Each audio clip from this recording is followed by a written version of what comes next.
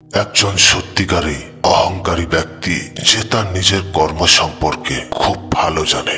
আমি ছিলাম আল্লাহর রাসূলের সাথী এবং তিনি আমার উপরে সন্তুষ্ট ছিল। আমি আবু বকরের সাথী ছিলাম আর আমি তার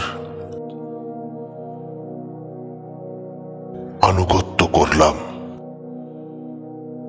যতক্ষণ না সে মারা গেল। আমি তোমার শাসক হওয়া ছাড়া নিজের জন্য অন্য কিছুতেই ভয় করি না। আমি পছন্দ করব যে একটি সমান পিঠে শেষ হব। আমার পক্ষে বা বিপক্ষে কিছুই না। এখন আমি যা ভোগ করছি তাতে আমাকে বিভ্রান্ত করা উচিত নয়। মুসলিমদের ব্যবসায় যোগদান থেকে এবং উত্তরাধিকার হিসাবে মানুষ যাতে এটি নিয়ে বিতর্কে না পড়ে যায়।